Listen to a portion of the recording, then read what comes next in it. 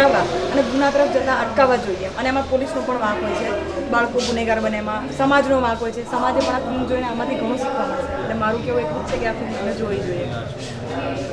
અને બરકત સરે મને આ ફિલ્મમાં એઝ અ ઇન્સ્પેક્ટરનો રોલ આપ્યો એ માટે હું ખૂબ ખૂબ ધન્યવાદ માનું, કારણ કે એમણે મને બહુ મોટી ઓપોર્ચ્યુનિટી આપી છે. સો થેન્ક્સ ટુ બરકત સર.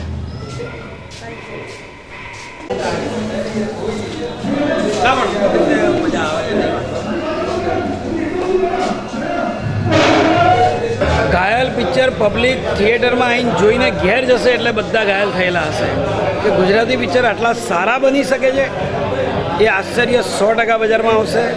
અને આજની લેટેસ્ટ ટેકનોલોજીનો ટોટલી ઉપયોગ થયો છે. સ્ટોરી, એનું ફિલ્માંકન, એના ગીતો, એની એક એક રસ ભરતી વાતો, અલગ અલગ કન્સેપ્ટ, બાળકોનો જે અચાનક ગુનેગાર થઈ શકતા હોય છે સંજોગો વસાત, એ ગુનેગાર કેમ થાય છે અને કેમ સુધારવા, એ આખી નવી વાત લઈને આ પિક્ચર જે આવ્યું છે તો લોકોને સ્પર્શી જશે. અને કદાચ ગુજરાત ઇન્ડસ્ટ્રીઝમાં આવા સારા ફિલ્મો આવવાથી ફિલ્મ ઇન્ડસ્ટ્રીઝ બી ટોપમાં આવી શકે.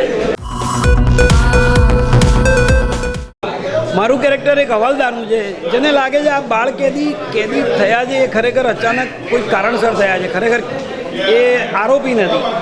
એટલે એમની ફેવરમાં હું કામ કરું છું અને લોકોને હસાવું બી છું અને સિરિયસ રોલ બી મેં કર્યો છે. રેગ્યુલર કોમેડી કરું છું એ રીતે નથી કરી, પણ એક પોઝિટિવ કેરેક્ટર છે મારું, જે પબ્લિક એન્જોય કરશે.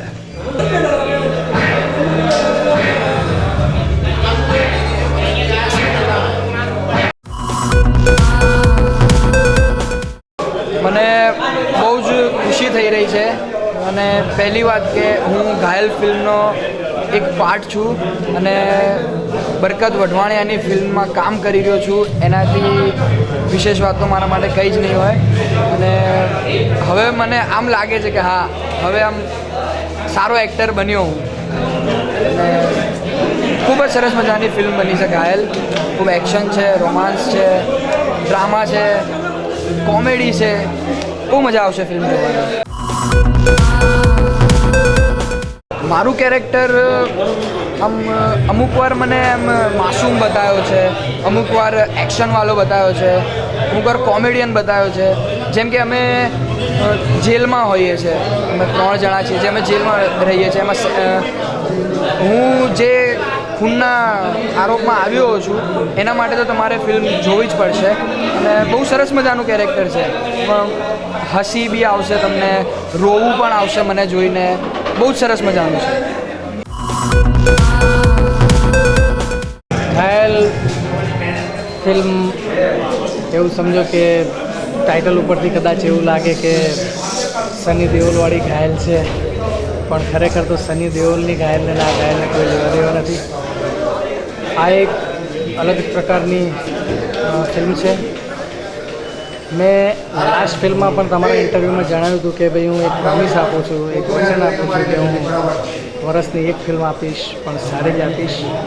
અને મારું વચન મેં પાડ્યું છે. નવા સબ્જેક્ટ સાથે આવ્યો છું અને ફિલ્મ દર્શકોને ખૂબ ગમી રહી છે. 18 વર્ષથી નીચેના ઉંમરના બાળકો કઈ રીતે સંજોગનો શિકાર બનીને ક્રાઇમ કરે છે અને પછી ક્રાઇમ અને પનિશમેન્ટની વાત લઈને આવ્યો છું ઘાયલમાં. હા, કોઈ પણ ફિલ્મની અંદર જો અગર મેસેજ નથી તો એનું કોઈ મતલબ નથી. કેમ કે ફિલ્મ એટલે એવું કહેવાય છે કે આપણા સમાજનો આઈનો છે. તો હું પ્રયત્ન એ જ કરું છું કે મારી ફિલ્મની અંદર કોઈનો કોઈ મેસેજ હોવો જ જોઈએ. અને આ ફિલ્મમાં પણ મેં હિન્દુ મુસ્લિમ એકતાનો એક સારામાં સારો મેસેજ આપ્યો છે. એ બાળકને મેં પોસ્ટરમાં મુખ્ય જગ્યાએ બાળકને મેં મૂક્યું છે. એ બાળકનો મેં એટલો ઉપયોગ કર્યો છે અને બાળક લાયક છે અને લાયક બાળકને મેં લાયક જગ્યાએ મૂક્યું છે.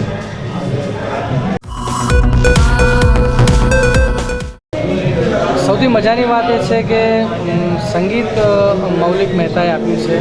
મૌલિક મહેતા, રાહુલ મુંજારે બહુ જ સારું સંગીત આપ્યું છે અને હું ખુશ છું સંગીતથી અને પબ્લિકને ગમી રહ્યું છે.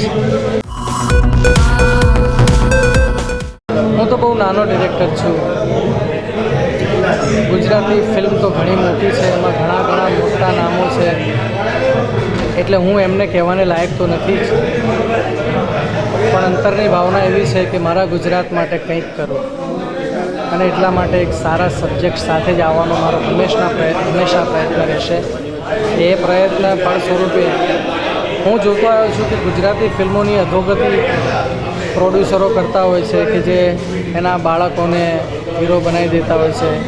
મેં આની અંદર મારા છોકરાને સેકન્ડ કે થર્ડ લીડ તરીકે લીધો છે એને, બટ એમાં તમે ફિલ્મ જોશો તો ક્યાંય પણ તમને એવું નહીં લાગે કે એ મારા બાળક તરીકે મેં એને હાઇલાઇટ કરવાની કોશિશ કરી છે.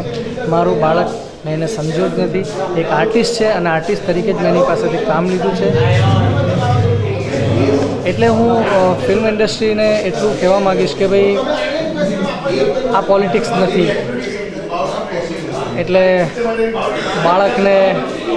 બાળક માટે ફિલ્મ બનાવવી એના કરતાં ગુજરાતી ઇન્ડસ્ટ્રી માટે અથવા તો કમાવવા માટે ફિલ્મ બનાવવી જોઈએ, અને સારા સબ્જેક્ટ સાથે. કેમ કે મુખ્ય હીરો સબ્જેક્ટને જ ગણીને જો સારો ન્યાય આપશો ફિલ્મને તો ફિલ્મ ચોક્કસ ચાલવાની છે.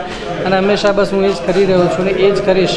આજે ફરી તમને 2013માં હું તમને ફરી એકવાર પ્રોમિસ આપું છું કે મારી નેક્સ્ટ ફિલ્મ પણ આનાથી વધારે સારી આપવાનો જ હું પ્રયત્ન કરીશ. આપે મારું ઇન્ટરવ્યૂ લીધું, મને શુભકામના આપી ઘાયલ ફિલ્મની સફળતા માટે.